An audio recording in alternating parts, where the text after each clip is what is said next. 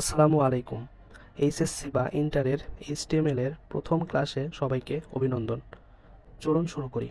আমার কথাগুলো সবাই খাতায় নোট করে রাখবেন। শুরুতে একটি প্রশ্ন চলে আসে, এইচটিএমএল কেন ব্যবহার করা হয়? উত্তরটি হচ্ছে, এইচটিএমএল ওয়েব পেজের কাঠামো তৈরি করতে ব্যবহৃত হয়। এইচটিএমএল এর পূর্ণরূপ হচ্ছে hyper text markup language. HTML আবিষ্কার করেন টিম বার্নার্স-লি। 1991 সালে তিনি আবিষ্কার করেন।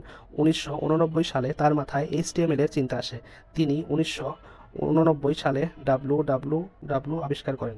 এইচটিএমএল শুরু করার আগে আমাদের জানতে হবে এক্সটেনশন এবং টেক্সট এডিটর কি। এক্সটেনশন কি? এক্সটেনশন বলতে একটি ফাইলের শেষে থাকা ডট চিহ্নের পরের অংশটিকে বোঝায়, যা ফাইলটির ধরন বা ফরম্যাট নির্দেশ করে, যেমন dot HTML, dot text, dot PDF, dot JPG, dot PNG ইত্যাদি। টেক্সট এডিটর কি?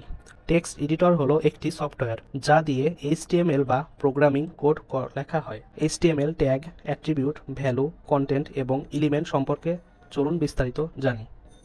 ছবিটিতে পি একটি ট্যাগ, ক্লাস হলো অ্যাট্রিবিউট, ডাবল কোটেশনের মধ্যে যা থাকবে সেটা হলো ভ্যালু।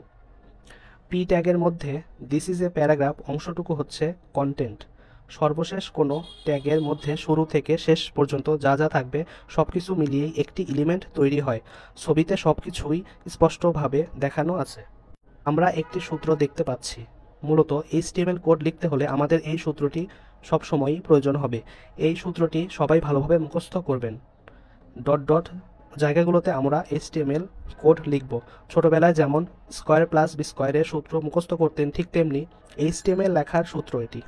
আজকের ভিডিওটি এখানেই শেষ করলাম। আমার চ্যানেলটি সবাই subscribe and like, comment, share করবেন। আসসালামু আলাইকুম।